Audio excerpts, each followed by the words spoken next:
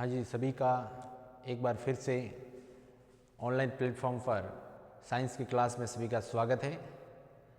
पहले अपन ने दो कंटेंट बना चुके हैं, एक परावर्तन का, एक अपवर्तन का, है ना। परावर्तन के बाद अपवर्तन पढ़ा। अपवर्तन का मैंने नियम बताया था और अपवर्तन कैसे होता है, प्रकाश किरण कैसे विचलित होती है। ओके, आज इस चैप्टर के अंदर पढ़ेंगे अपवर्तन के नियम। जिस प्रकार परावर्तन के नियम थे ना दो, कि प्रकाश किरण, आपतित किरण, निर्गत किरण, आपतित, परावर्तित और अभिलंब तीनों एक ही बिंदु पर होते हैं। आपतन कोण बराबर क्या होता है, परावर्तन कोण होता है। ये परावर्तन के दो नियम थे अगर एग्जाम में पूछे तो। ठीक उसी प्रकार अपवर्तन की वो परिभाषा थी, अपवर्तन कैसे होता है, किस टाइप का होता है, वो अपन ने पूरा, मैंने आधे घंटे का अपवर्तन के बारे में बताया। अगर एग्जाम में अपवर्तन किसे कहते हैं और उसके नियम बताइए तो वो दो नियम हैं, और उन दो नियम में एक नियम इंपॉर्टेंट है, वो है स्नेल का नियम। एज ए स्नेल का नियम ही अपवर्तन का दूसरा नियम है। देखो जैसा कि अपन बोर्ड पर दिख रहा है, आज अपना छोटा सा टॉपिक है, 10 से 15 मिनट का होगा, इसके अंदर आपका एक पूरा कॉन्सेप्ट क्लियर हो जाएगा। ठीक है, अपवर्तन के भी वही सिस्टम है। देखिए अपवर्तन के नियम, अपवर्तन के नियम में एक होता है पहला नियम और एक होगा दूसरा नियम। ये दूसरा नियम है, इसी को अपन बोलते हैं स्नेल नियम। ओके, यही होता है स्नेल नियम। अपने आप में एक स्नेल नियम बहुत ही इंपॉर्टेंट है, इसलिए मैंने ये वीडियो है वो मैंने थोड़ा सा अलग से करवाया है। ठीक है, ये स्नेल नियम। आगे वाला अपवर्तन और ये दोनों मिक्सअप हो जाएंगे तो आपका पूरा अपवर्तन का टॉपिक क्लियर हो जाएगा। अच्छा, अब आप कहोगे कि पहला नियम क्या है और दूसरा नियम क्या है। अलग अलग रटने की जरूरत नहीं है। जैसे कि आपने परावर्तन का जो नियम है ना पहला, वो यहाँ का है। परावर्तन में क्या कंसेप्ट था, आपतित किरण, अभिलंब और परावर्तित किरण तीनों ही पृष्ठ के किसी एक बिंदु पर स्थित होते हैं, बिल्कुल होते हैं। इसमें भी यही कॉन्सेप्ट है, क्या होगा, आपतित किरण, अभिलंब, ये पूरा, क्योंकि ये तो क्या है, पारदर्शी है ना, इसलिए आपतित किरण, अभिलंब, और अभी यहाँ नहीं होगा, ये होगी किरण, है ना, ये वाले हो जाएगी। मीन्स आपतित किरण, अभिलंब और ये क्या हो जाएगी, अपवर्तित किरण। तीनों ही एक ही पृष्ठ के एक ही बिंदु पर होते हैं। ये पहला नियम हो गया, जो कि परावर्तन का था वो का वो यहाँ हो गया अपवर्तन का। दूसरा नियम कोण का नियम हो जाएगा। इसको मैं कोण का नियम भी कह सकता हूँ। कोण का क्या नाम है कि आपतन कोण, इसका मतलब आई, और यहाँ क्या, अपवर्तन कोण। दोनों के ज्या का अनुपात एक नियतांक होता है, एक कांस्टेंट होता है, और यही अपना होता है स्नेल नियम। कैसे होता है वो मैं आपको बताता हूँ। इसके ऊपर एक मैं एमसीक्यू भी करवाऊंगा, है ना, क्वेश्चंस भी देखिएगा। तो मैं लिख रहा हूं अपवर्तन का नियम में पहला नियम,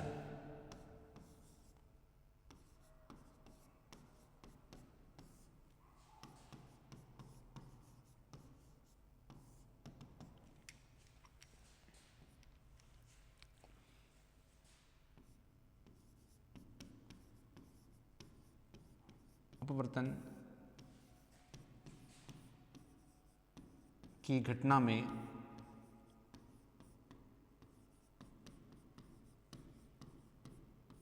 आपतन कोण आई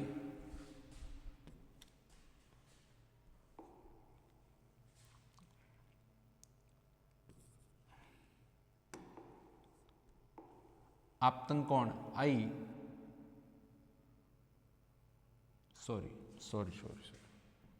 ये पहला नियम मैं करवा रहा हूं ना।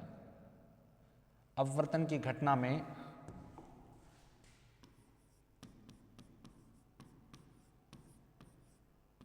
आपतित किरण,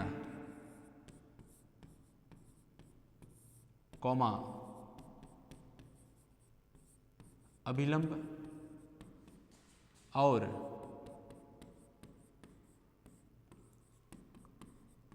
अपवर्तित किरण तीनों एक ही पृष्ठ के एक ही बिंदु पर स्थित होते हैं।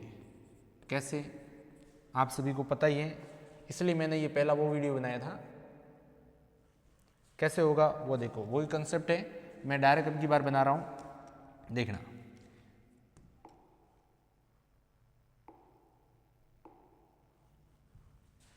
ये क्या होगा, एक पृष्ठ हो गया।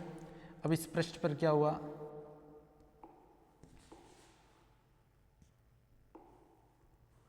ये देखो ये पृष्ठ है, ये क्या हो गया, मैं डायरेक्ट बना रहा हूं, ये अभिलंब हो गया।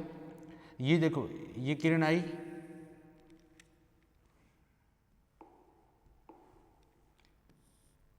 ये किरण आई और जानी चाहिए थी यूं, मैं डायरेक्ट कर रहा हूं। मैं एक बार के लिए इसको भी मिटा देता हूं।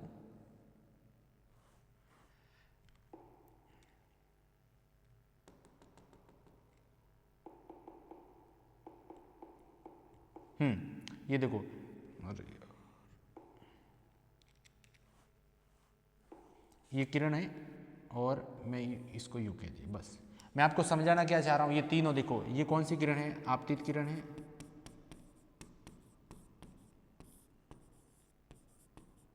आपतित किरण, ये हो जाएगा अपना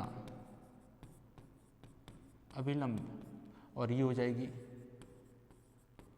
अपवर्तित किरण।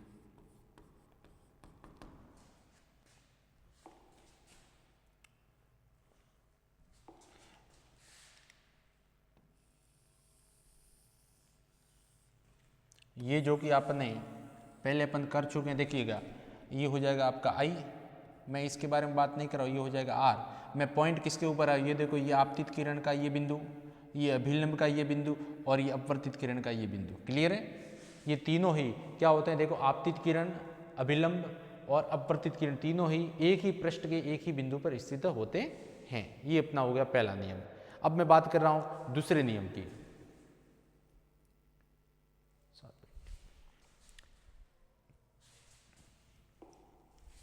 अब मैं बात करूंगा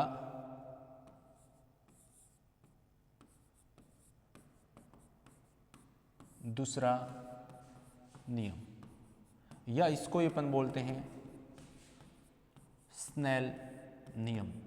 ये थोड़ा सा इंपॉर्टेंट नियम है, आगे भी काम आएगा आपके, और थोड़ा इसको ध्यान से देखना।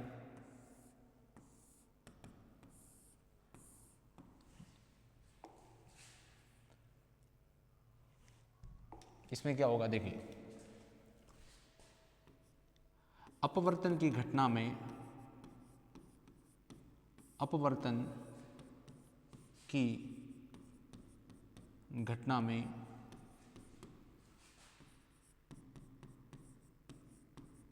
आपतन कोण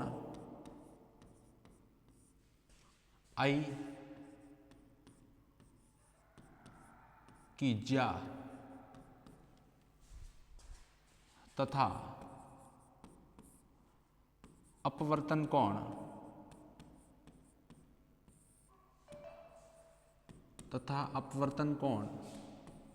आर की ज्या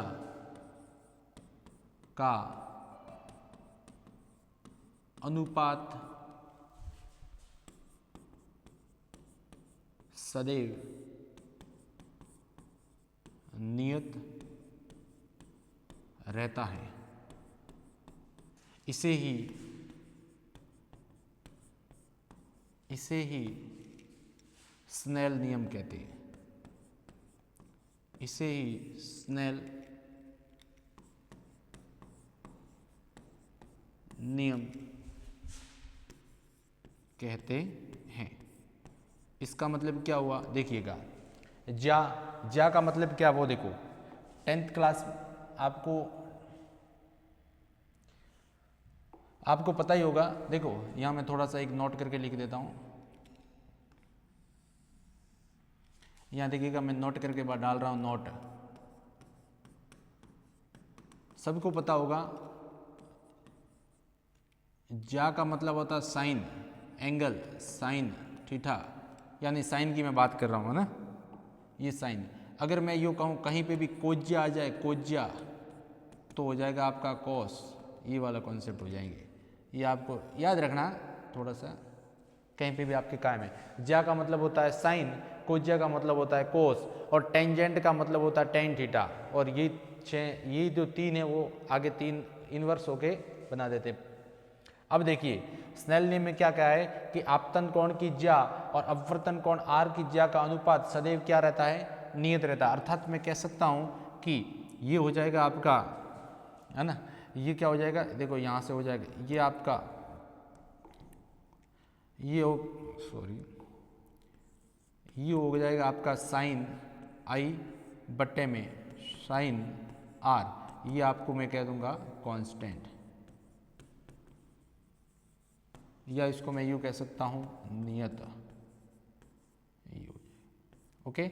और इसको मैं लिखता हूँ एन से, या आपकी बुक में यू भी लिखा हुआ है ना, इसको आपकी बुक में म्यू लिखा हुआ है, या एन भी लिख सकते हैं, जो भी आपको मर्जी है वो लिख सकते हो। इसको मैं म्यू भी लिख सकता हूँ, इसको देखो मैं एन भी लिख सकता हूँ, म्यू भी लिख सकता हूँ, कोई भी जो आपकी मर्जी है वो लिख सकते हो, ये नियत रहता है। अब मैं इसको विस्तृत भी बता रहा हूँ, ठीक है। ये आई, ये आर, आई आपतन कोण, आर क्या हो जाएगा, अपवर्तन कोण, ठीक है। ये हमेशा क्या रहता है, कांस्टेंट रहता है, ओके। ये थोड़ा सा दिमाग में रखना। अब देखिए थोड़ा इसके ऊपर मैं सवाल करवाता हूँ आपको, क्या सीन है क्या नहीं। ये आई आर कोई भी माध्यम आप ले लो, ठीक है ना, भले विरल से सघन में आओ या सघन से विरल में जाओ, कहीं पे भी जाओ, sine i upon sine r, यानी आपतन कोण और निर्गत कोण का जो साइन थीटा है वो हमेशा साइन आई बट्टे साइन आर ऑलवेज हमेशा क्या रहेगा, नियत रहेगा, ओके। अच्छा, अब इसको, ये तो मैंने परिभाषा दी, मान लो कि आपको परिभाषा है तो इस प्रकार ये कर लिया।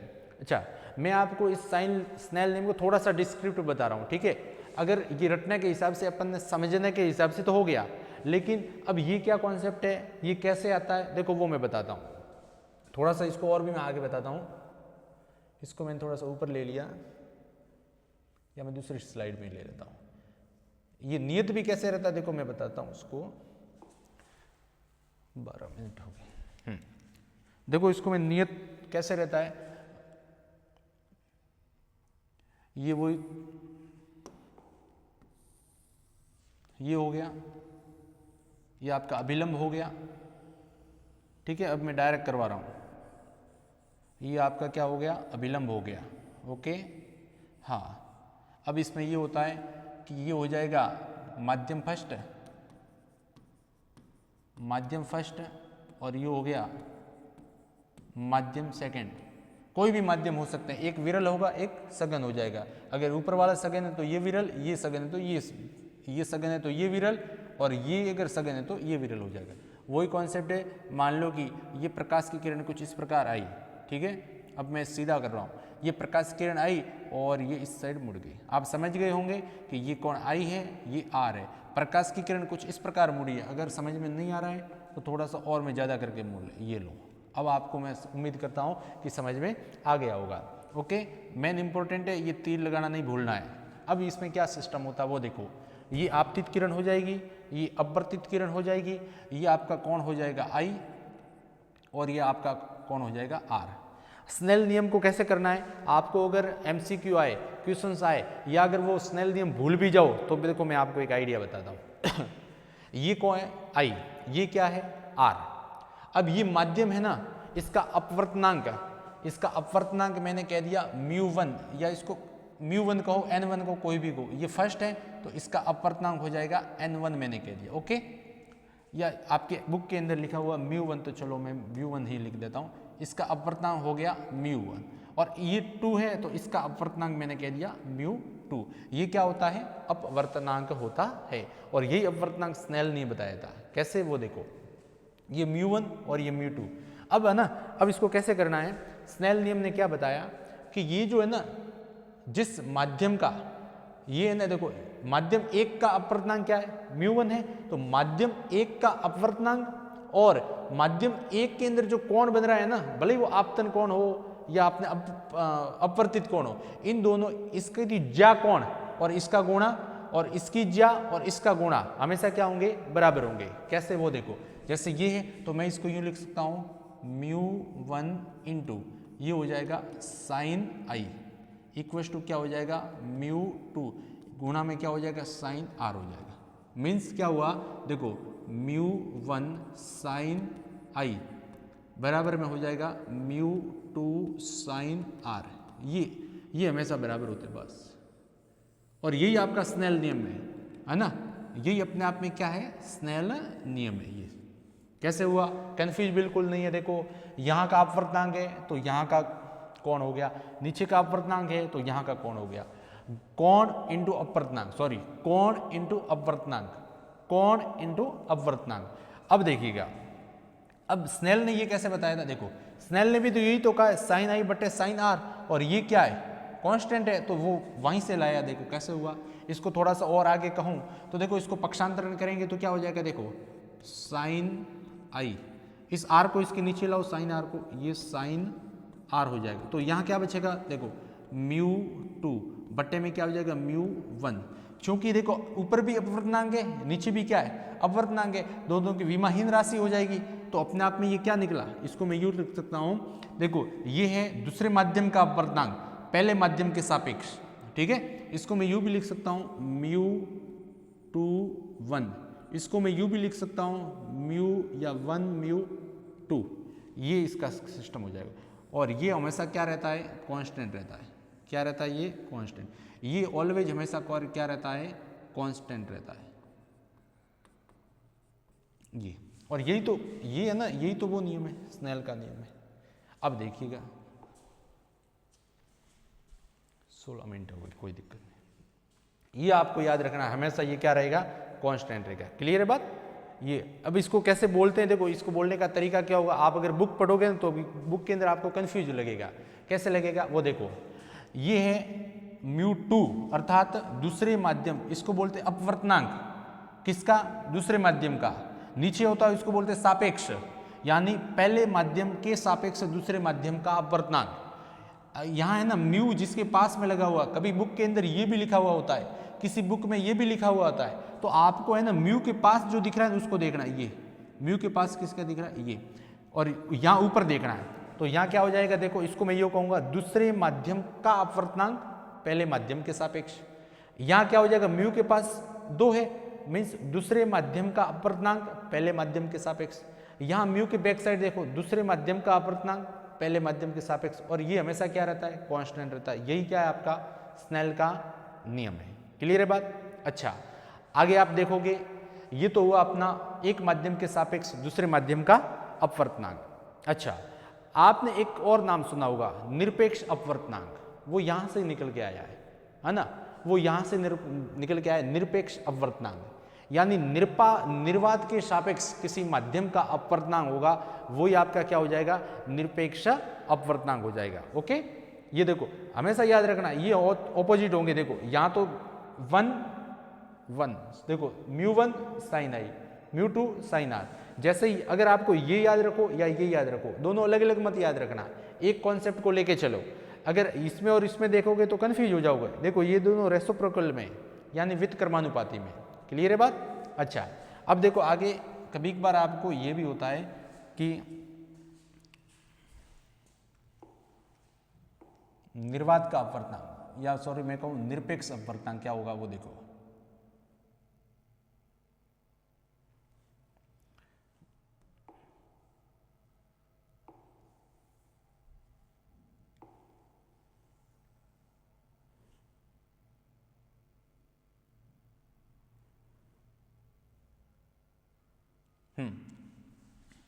निरपेक्ष अपवर्तनांक में क्या सीन होगा, देखो यहां मैं लिख रहा हूं, अगर बात आए कि निरपेक्ष अपवर्तनांक, निरपेक्ष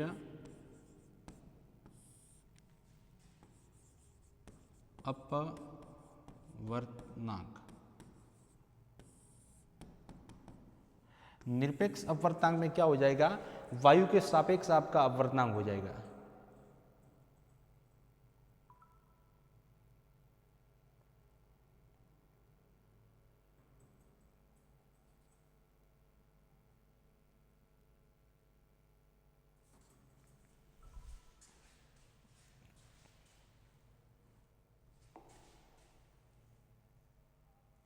हाँ, अगर आपको निरपेक्ष अपवर्तनांक की परिभाषा लिखनी, वो यही से यहां से आएगा, है ना, वो यहां से आएगा। इसको मैं लिखूंगा निर्वात या वायु के सापेक्ष किसी माध्यम का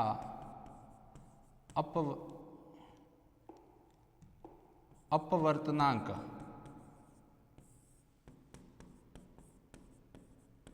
निरपेक्ष अपवर्तनांक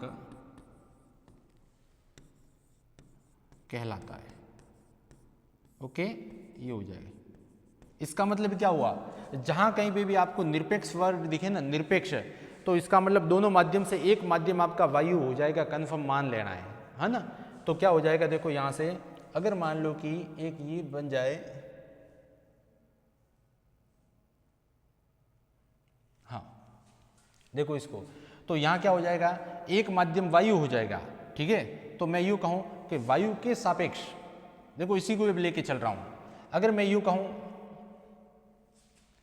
है ना, यहां मैं देखो इसकी बात कर रहा हूं, अगर मैंने यहां यूं कह दिया, समझना, एक सापेक्ष को वायु ले लो ना, एक वायु ले लो, तो ऑटोमेटिक आपका क्या बन जाएगा, जैसे एक माध्यम आप वायु लोगे ना, तो ये हो जाएगा, क्या हो जाएगा, देखो ये आपका अपवर्तनांक हो जाएगा n बराबर में हो जाएगा c/v, ये यहां से ये आ जाएगा। कैसे आएगा मैं बता रहा हूं, देखो ये आपका होता है निर्वात में प्रकाश का वेग, निर्वात में प्रकाश का वेग, और ये कितना होगा, ये होता है फिक्स है 3 ×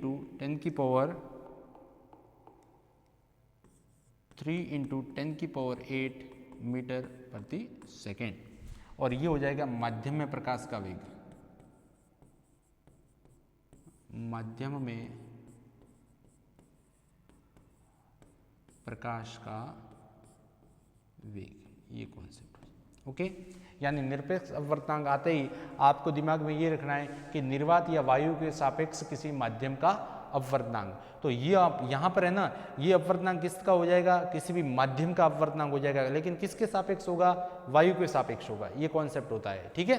अब वायु के सापेक्ष ऐसा क्यों कह रहे हैं, क्योंकि ऑलवेज हमेशा वायु का जो अपवर्तनांक होता है या म्यू का, निर्वात का जो अपवर्तनांक होता है वो हमेशा 1 होता है।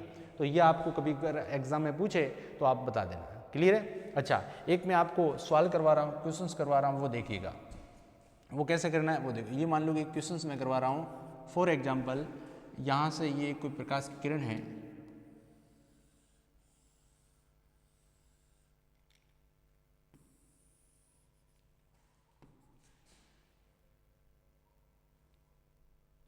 ये मान लो कि कोई प्रकाश की किरण आई और ये यूं चली गई, ठीक है।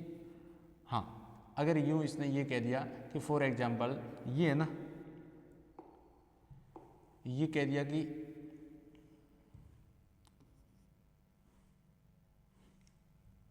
ये कह दिया कि 45 डिग्री का एंगल है और ये कह दिया 30 डिग्री का एंगल है, ओके। और यहाँ पर यूं कह दिया कि इसका अपवर्तनांक है μ1 का अपवर्तनांक कह दिया कि 1 है, या 2 का कोई भी आप कह सकते हो, ठीक है। मान लो कि मैंने कहा कि μ2 या μ2 का अपवर्तनांक मैंने कह दिया कि 2 है, ओके। तो आपको μ2 का अपवर्तनांक ज्ञात करो, इस प्रकार के क्वेश्चंस बनते हैं ये, ठीक है। माध्यम 1 μ1 μ2, ये दोनों कोण दिए हुए हैं, आपको समझना है μ1 2 है, μ2 कितना है ज्ञात करना है, ओके। अब आपको कैसे ज्ञात करना, अगर आपके दिमाग में पता है कि ये अपवर्तनांक इनटू में ये कोण साइन के पदों में, ये अपवर्तनांक इनटू ये कोण साइन के पदों में, तो ऑटोमेटिक आप आंसर निकाल सकते हो। तो इसका आंसर की मैं बात करूंगा तो इसका आंसर कैसे निकलेगा वो देखिए। ये मैं कह रहा हूँ इसका उत्तर, तो ये चूंकि स्नेल के नियम से आपको पता है, स्नेल नियम से क्या हो जाएगा, स्नेल नियम पता है कि साइन आई इंटू यहाँ क्या हो जाएगा, देखो या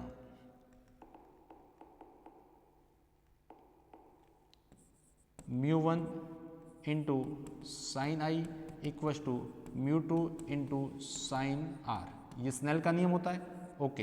अब देखिए μ1 कितना दे रखा है 2 इंटू साइन आई कितना है बताओ, साइन आई डॉट में हो जाएगा साइन 45 डिग्री, म्यू टू का मान पता नहीं है तो म्यू टू ही रहने दो, और यहाँ आ जाएगा साइन 30 डिग्री।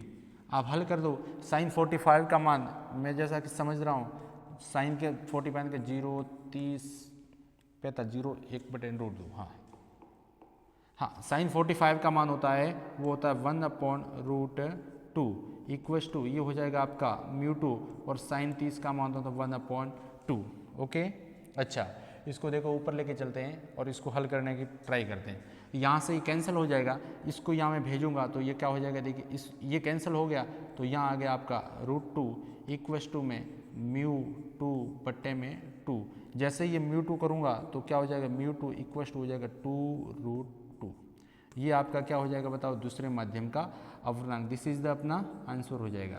ओके, ये म्यू 2 हो जाएगा दूसरे माध्यम का अपूर्णांक हो जाएगा। क्लियर है बात, हमेशा देखिएगा। थोड़ा सा और मैं आपको बता देता हूँ, 26 मिनट हो चुके हैं। अब देखिए इसका 2 है और म्यू 2 का कितना आ जाएगा, म्यू 2 का आपका आ जाएगा 2√2। ये देखिए मतलब क्या हुआ, ये देखो म्यू 1 कितना है 2, म्यू 2 कितना है 2√2। अगर थोड़ा सा डीप में समझना चाहो तो समझना, नहीं तो कोई दिक्कत वाली बात। इससे क्या सिद्ध हो रहा है कि ये क्या है, विरल है, ये क्या है, सघन है ना। जिसका अपवर्तनांक अधिक वो क्या हो जाएगा, सघन हो जाएगा। तो ये सघन है, तो देखो सघन है तभी तो ये प्रकाश किरण थोड़ी मुड़ी है। देखो 45 अधिक है और 30 क्या है, कम है। क्लियर है। कुल मिला के आपको यही है कि मैंने आपको ज़्यादा आज फोकस किया है स्नेल के नियम के ऊपर। पहला नियम आपका लिख दिया, क्या होता है 1 2 और 3 तीनों एक ही पॉइंट पर स्थित होते हैं। दूसरे नियम में क्या होगा, स्नेल का नियम साइन I/sin r हो जाएगा। ये आपको अगर एग्जाम में सवाल आए, अगर परिभाषा है तो ऐसे करना है, इसको समझते हुए। अगर एग्जाम में क्वेश्चंस बन जाए तो आपको न्यूमेरिकल अगर क्वेश्चंस बन जाए तो आपको इस प्रकार करना है, अर्थात कौन सा फॉर्मेट लगाना है, ये वाला लगाना है ना, ये वाला फॉर्मेट लगाना है, ये वाला बहुत इंपॉर्टेंट है, इससे ये आया। ओके, तो अभी अपन लेते हैं हम आपसे विदा, ठीक है। और ये आपका स्नेल का नियम अच्छे से पढ़ना आराम से, और अगले वीडियो के अंदर कुछ नए टॉपिक के साथ आएंगे। Thank you.